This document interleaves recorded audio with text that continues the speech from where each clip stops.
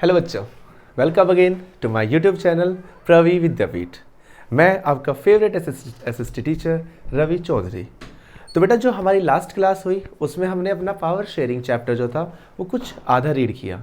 चलिए अब आगे का चैप्टर हम देखते हैं। लास्ट क्लास में हमारा स्टॉप हुआ था बेटा रीज़न से, ठीक है, कि श्रीलंका में ऐसे क्या रीज़न हुए जिनकी वजह से वहाँ पे कॉन्फ्लिक्ट स्टार्ट हुआ। चलिए देख लेते हैं। सबसे पहला पॉइंट यहाँ पर क्या था बेटा, dominance of Sinhalas community due to the majority. यानी कि जो सिन्हाला कम्युनिटी थी, ठीक है, वो कैसी थी, वो बेटा मेजोरिटी में आ चुकी थी, ठीक है। सेकंड पॉइंट हमने क्या समझा था, सेकंड पॉइंट देखा था बेटा हमने 1956 act made Sinhala as the official language.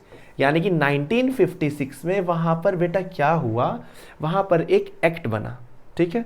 उस एक्ट के अंदर क्या था, उसके अंदर था कि जो सिन्हाला है उसको क्या ओनली ऑफिशियल लैंग्वेज घोषित कर दिया गया, कि सिर्फ अब सिन्हाला ही क्या होगा, ऑफिशियली जितने भी काम होंगे, कायदे कानून के जितने भी कार्य होंगे, सब सिन्हाला लैंग्वेज में ही होंगे। थर्ड पॉइंट था बेटा, preferential policies favouring Sinhalese in the university position and job. Preferential policies किसके फेवर में रही, वो फेवर में रही सिन्हालाज के। किस कारण, कि जितनी भी जॉब अपॉर्चुनिटी थी, यूनिवर्सिटी पोजीशन थी, या स्कूल से बच्चों के एडमिशन्स थे, बच्चों को कॉलेज में पढ़ने की अनुमति, या फिर कोई भी गवर्नमेंट जॉब, ये सब जो चीज़ें दी गई, ये सब किसको दी गई बेटा, सिन्हालाज को दी गई। सेकंड नेक्स्ट पॉइंट था बेटा इसके अलावा, state of the protect and foster Buddhism. जो स्टेट है वो क्या करेगा, सिर्फ जो बुद्धिज्म थे उन्हें ही प्रोटेक्ट करेगा और उनके लिए ही सारे निर्णय लिए जाएंगे। तो यहां तक हमने क्या किया था बेटा, अपनी लास्ट क्लास में रीड किया था। अब हम आगे चलते हैं कि इन सब चीजों की वजह से वहां श्रीलंका में क्या हुआ, श्रीलंका के अंदर क्या होता है। अब आप लोग कहां घूम रहे हैं, आप इमेजिन कर लीजिए कि आप श्रीलंका के अंदर हैं, उस टाइम का जो टाइम चल रहा था वहां पर आप श्रीलंका में हैं। तो चलिए वहां पर क्या चल रहा है, वहां पर पोजीशन ऑफ श्रीलंकन तमिल्स। अब श्रीलंकन तमिल्स के दिमाग में क्या आ रहा है, देख लेते हैं बेटा। सबसे पहले, launch political parties and struggles for recognise Tamil as the official language. क्या हुआ बेटा, वहां पर एक पॉलिटिकल पार्टी बनाई गई, किसके लिए, स्ट्रगल करने के लिए, recognise Tamil as an official language, कि वहां पर क्या हो जाए, जो तमिल है, तमिल भाषा को उनकी ऑफिशियल लैंग्वेज घोषित कर दिया जाए। वो ये नहीं बोल रहे थे कि सिन्हाला को हटा दो, उनका मेन मोटिव कहने का क्या था कि जैसे आप सिन्हाला को बना रहे हैं एज ऑफिशियल लैंग्वेज, ऐसे आप तमिल को भी एक ऑफिशियल लैंग्वेज बना दीजिए। Second point, demanded autonomy. उनकी डिमांड क्या थी, उनकी डिमांड थी एकता, ठीक है। ऑटोनॉमी से यानी कि उनकी एक डिमांड आ रही थी कि डिमांडेड ऑटोनॉमी उन्होंने डिमांड की। नेक्स्ट पॉइंट आता है बेटा, equal opportunity in education and job. दूसरी उन्होंने क्या डिमांड रखी कि जो अपॉर्चुनिटी है किसके लिए, जॉब और एजुकेशन में, पढ़ाई और नौकरी के लिए, वो भी क्या हो बेटा, वो भी इक्वल रखी जाए, equal opportunity in the education and job. Next point था बेटा, political organisation was formed demanding and independent Tamil Eelam. इसके लिए उन्होंने एक क्या किया बेटा, उन्होंने एक पार्टी का निगमन किया, ठीक है, और उस पार्टी को रखा गया तमिल एलम के नाम से। उन्होंने एक पॉलिटिकल ऑर्गेनाइजेशन बनाई, ठीक है, जिसमें किसको, तमिल्स को इंडिपेंडेंट करने की उन्होंने मांग रखी इन नॉर्थ एंड ईस्ट श्रीलंका के लिए। इस चीजों के लिए वो यहां पर जो एक पॉलिटिकल पार्टी बनी थी, उस पॉलिटिकल पार्टी का नाम था लिट्टे, ठीक है बेटा। LTTE is that liberal Tamil tiger Eelam. Full form is this here, liberal Tamil tiger Eelam. चलिए हम बताते हैं, लिबरल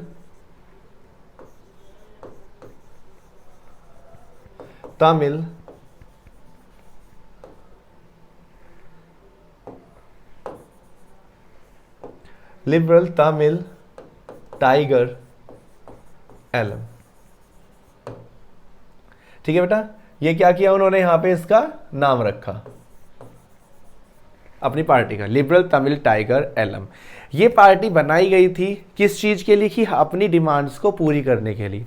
शुरुआत में क्या होता है बेटा, शुरुआत में पार्टी सिर्फ नॉर्मली ही अपनी डिमांड को मानने के लिए बोल रही थी। इन्होंने कोई भी कॉन्फ्लिक्ट नहीं किया, कुछ भी दंगे फसाद नहीं किए, ठीक है। ये स्टार्टिंग में सिर्फ सिंपल सी बात थी कि हमारी बातों को मान लिया जाए, जो हम कह रहे हैं उस चीज को मान लिया जाए, ठीक है। हमारी इस जो तमिल भाषा है उसको एक जो उसको भी एक ऑफिशियल लैंग्वेज घोषित कर दिया जाए, ठीक है। तो उन्हें ये चीजें, ये सारी चीजें जो है डिमांड में रखी कि हमारी इन चीजों को मान लिया जाए, ठीक है। और उसके लिए उन्होंने अपनी एक पॉलिटिकल पार्टी बनाई।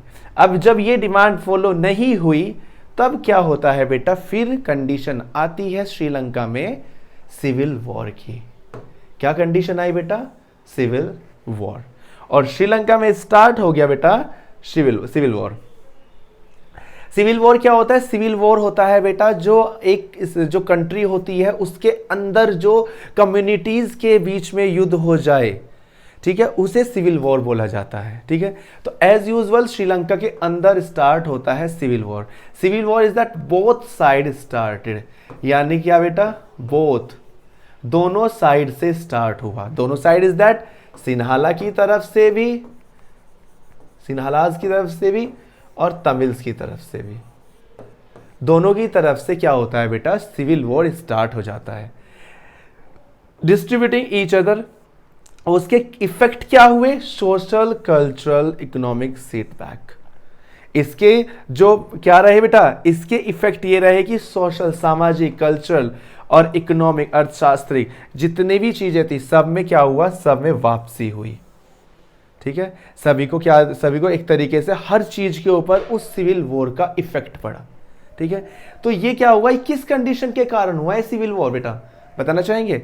कुल मिला के बात यह है कि जब श्रीलंका में सिन्हालाज को अपनी ऑफिशियल लैंग्वेज माना और तमिल को नहीं माना गया, तो उस कारण ये सिविल वॉर बेटा वहां पर हुआ, ठीक है। आई होप आपको यहां तक क्लियर हो गया होगा, यहां तक किसी को कुछ डाउट नहीं होगा। अगर किसी को कुछ डाउट है तो बेटा कमेंट सेशन में लिख दीजिएगा, मैं आपको वो डाउट सारे क्लियर कर दूंगा। नेक्स्ट पॉइंट है बेटा, यहां तक हमारा श्रीलंका खत्म हो जाता है, ठीक है। हमारी जो श्रीलंका की बात थी वो यहां तक पूरी खत्म हो गई।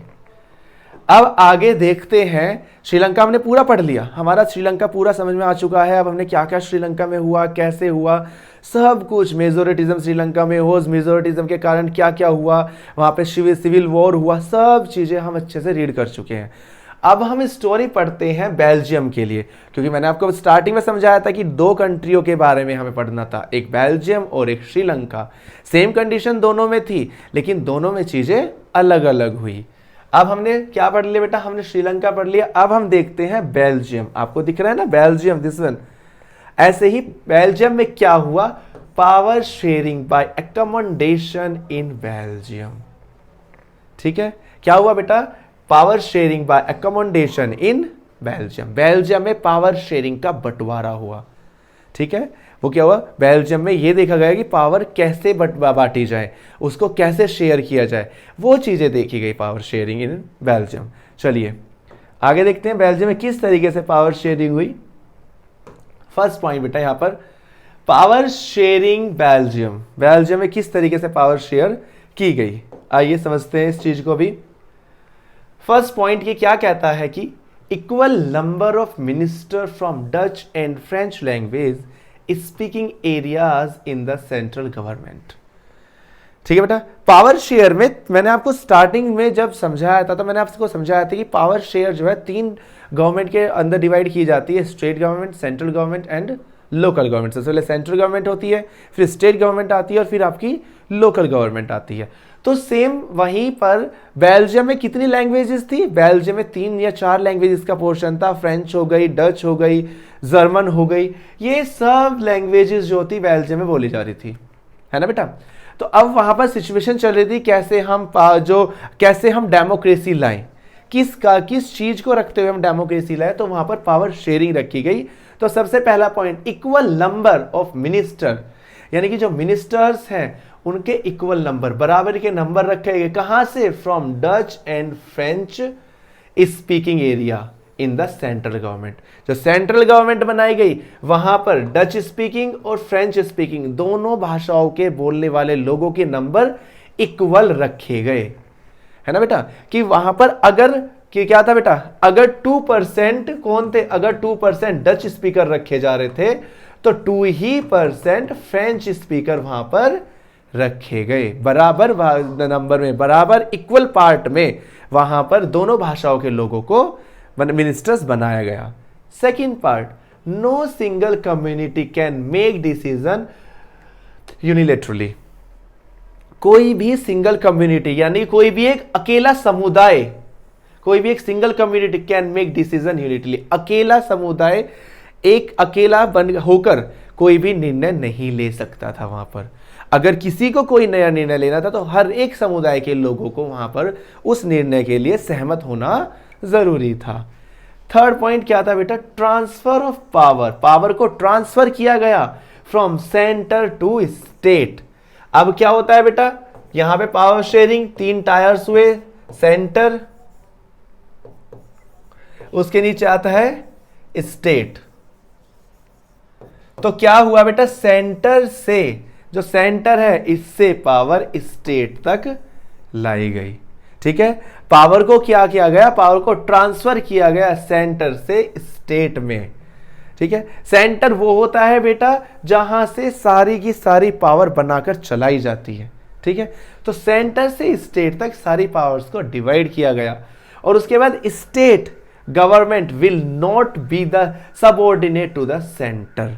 इसके अलावा जो स्टेट गवर्नमेंट थी वो सेंट्रल गवर्नमेंट पर पावर नहीं थोप सकती थी। ठीक है, वो क्या कर दे, अगर सेंटर ने सेंट्रल स्टेट को पावर दे देगा लेकिन स्टेट दोबारा से उसका क्या नहीं करेगी, उसका ऊपर अपनी पावर दोबारा से नहीं डाल सकती।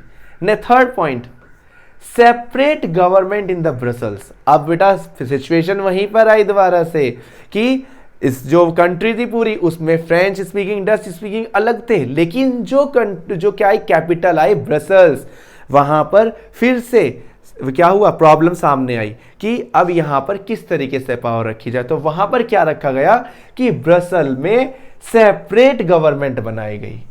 जो कंट्री थी वहां पर एक सेपरेट गवर्नमेंट बनाई गई जिसमें इक्वल रिप्रेजेंटेटिव रखे गए, रिप्रेजेंटेटिव मिनिस्टर्स को ही मान लेते हैं, जिसमें इक्वल मिनिस्टर्स रखे गए, the French and the Dutch. उसमें भी डच और फ्रेंच स्पीकिंग लोगों को इक्वल रखा गया।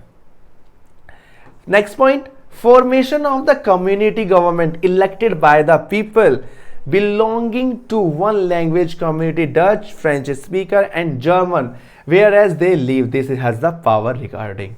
अब दूसरा बेटा लोकल गवर्नमेंट, लोकल लेवल पे भी तो पावर डिवाइड होनी चाहिए। तो वहां पर लोकल लेवल पर पावर इस तरीके से डिवाइड हो गई कि जहां पर जोन सी भाषा ज्यादा बोलने वाले लोग थे उस भाषा के बोलने वाले लोगों को ही वह पावर, वहां पर पावर प्रेफर की गई, कि वहां पर उन लोगों को ही पावर दी गई जो कौन थे, जो वहां पर ज्यादा मात्रा में थे। अगर किसी का हमने मान लिया कि जर्मन में कोई विलेज है, वहां पर डच स्पीकर ज्यादा थे तो उसको पावर दे दी, फ्रेंच स्पीकर ज्यादा थे तो उसको पावर दे दी, जर्मन स्पीकर ज्यादा थे तो उनको वहां पर ऐसे ही उसके अकॉर्डिंग पावर्स दे दी गई। लेकिन वो पावर देने का मतलब ये नहीं था कि वो अपनी भाषा चलाए, वो अपनी चीजों को चलाए वहां पर। ठीक है, next point, cultural education and language related issue. ठीक है, कल्चरल एजुकेशन या फिर जितने भी लैंग्वेज के रिलेटेड जितने भी इशू थे उन सब इशू को वहां पर शॉर्ट आउट किया गया। ठीक है, सर जितने इशू सामने आए सभी इशू को, सभी मुद्दों को वहां पर एक तरीके से सभी मुद्दों के ऊपर देख रेख हुई और सब चीजों को प्यार से संभाला गया।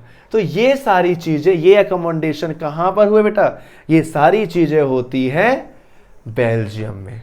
ठीक है, बेल्जियम में अकोमोडेशन हुआ और यहां पर पावर को शेयर कर दिया गया हर एक तरह की गवर्नमेंट में अलग अलग, और सब जगह पर जितने भी रिप्रेजेंटेटिव थे वो हर एक भाषा के रिप्रेजेंटेटिव को इक्वल मात्रा पर वहां पर रखा गया। आई होप आपको यहां तक बिल्कुल क्या रहा बेटा, क्लियर हुआ होगा। चलिए आगे देखते हैं। इसके बाद पावर शेयरिंग का रिजल्ट क्या आया वहां पर। अब डेफिनेटली बात है बेटा कि अगर पावर शेयर की गई होगी तो उसका कुछ ना कुछ रिजल्ट जरूर आया होगा।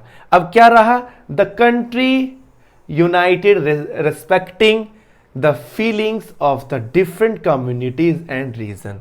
अब जो कंट्रीज थी, कंट्रीज को जो अलग अलग कम्युनिटीज थी, अलग अलग समुदाय थे, अलग अलग धर्म थे, उन सब के लिए यूनाइटेड यानी कि एकता की भावनाओं से, एकता की भावनाएं वहां पर रखी गई। सारे के सारे समुदाय, सारे के सारे रीजन, रिलीजन, सारे के सारे लैंग्वेजेस, सब इक्वेलिटी में वहां पर रहे और सबकी फीलिंग्स को वहां पर देखा गया और सब यूनाइटेड होकर वहां कंट्री के अंदर रहे। तो ये रिजल्ट किसका आया? ये रिजल्ट आया बेटा यहां पर पावर शेयरिंग का। बेल्जियम में पावर शेयरिंग आई और उसका रिजल्ट आपको ये देखने को मिला। समझ में आया बेटा? क्लियर हुआ? चलिए नेक्स्ट पॉइंट पे आते हैं बेटा। इसमें आयो बेटा, आपने इसका स्क्रीनशॉट ले लिया होगा, स्क्रीनशॉट ले लिया बेटा, ले लिया था बेटा आपने, इसका ले लीजिए फटाक से और अपने नोट्स रेडी करते रहिएगा। गुड। चलिए बेटा, हमारा इसके बाद पॉइंट आता है this one, Belgium and Sri Lanka. अब बेल्जियम और श्रीलंका दोनों के बीच में क्या डिफरेंसेस रहे, है ना? दोनों में तो क्या था, सिमिलैरिटी क्या थी? दोनों में सिमिलैरिटी की थी, दोनों में डेमोक्रेसी ही आई थी। डेमोक्रेसी इज दैट लोकतंत्र। दोनों में क्या होता बेटा? दोनों में ही लोकतंत्र आया था, दोनों में ही डेमोक्रेसी थी। लेकिन चेंजेस क्या रहे? Differences, power sharing arrangement in different. दोनों के दोनों में पावर शेयरिंग अरेंजमेंट जो था बेटा वो डिफरेंस रहा। दोनों में पावर शेयरिंग अरेंजमेंट दोनों में डिफरेंट था। पहले में क्या था? तो what is the unique about Belgium? Belgium में यूनिक क्या था? बेल्जियम में यूनिक था कि वहां पर पावर शेयर की गई थी, लीडर्स को इक्वल मात्रा में वहां पर रखा गया था। तो वही इसमें है, leaders have realise that unity of the country. जो लीडर्स थे उन्होंने रियलाइज किया कि जो कंट्री की यूनिटी है इज पॉसिबल। कब तक पॉसिबल हो सकती है? जब रिस्पेक्टिंग द फीलिंग और interest of the different communities and region. जब अलग अलग समुदाय और अलग अलग रीजन के, अलग क्षेत्रों के लोगों के फीलिंग्स को समझा जाए, उनके जो इंटरेस्ट है, उनका इंटरेस्ट किस चीज में है उस चीज को समझा जाए, है ना? तभी वहां का जो कंट्री है उसकी यूनिटी बनाई जा सकती है। तो ये अलग रहा किसमें? बेल्जियम में। बेल्जियम में हर एक लोगों की यूनिटी को समझा गया। नेक्स्ट पॉइंट आता है बेटा, तो what was the drawback system followed by the Sri Lanka. Sri Lanka ने कौन सा सिस्टम फॉलो किया जो उनके ऊपर ड्रॉबैक, उनके ऊपर ही वापस आ गया? That is the dominance of majority community. उन्होंने मेजोरिटी अपनाई और उन्हें सिन्हाला को refusing to share the power. Sinhala के लोगों को पावर दी और उनको बोला कि वो तमिल्स तक कोई भी पावर नहीं रखेंगे, जैसे Tamils resulting in the disunity. जिसका रिजल्ट क्या आया? सिन्हाला में और तमिल में डिसयूनिटी आई, अनेकता वहां पर आ गई। यहां पर क्या रही? यहां पर यूनिटी। यूनिटी इज दैट एकता, जब सब लोग एकता के एक साथ काम करते हैं, ठीक है? एंड डिसयूनिटी, डिसयूनिटी इज अनेकता, ठीक है बेटा? तो ये सब चीजें किस में रही? ये सब चीजें, ये तो डिफरेंसेस यहां पर देखने को मिले। अब आई होप आपको इनके बीच में जो बेल्जियम और श्रीलंका दोनों के बीच में आपको चीजें भी देखने को मिली है, क्या क्या यहां पर बदलाव बेटा रहे। आई होप यहां तक किसी को कोई डाउट नहीं रहा होगा। गुड। चलिए स्क्रीनशॉट ले लीजिए इसका। वेरी गुड बेटा। नेक्स्ट पॉइंट यहां पर आते हैं बेटा। अब हमारा टॉपिक आता है why is power sharing desirable in the democracy. अब इस टॉपिक को बेटा हम रीड करेंगे अपने अगले लेक्चर में, ठीक है? तो आज का टॉपिक हम यही खत्म करते हैं। हमने पूरा पढ़ लिया है कि बेल्जियम और श्रीलंका में क्या क्या चीजें हुई। अब हम देखते हैं अपने अगले आने वाले लेक्चर में कि why power sharing is desirable in the democracy. All the best, thank you.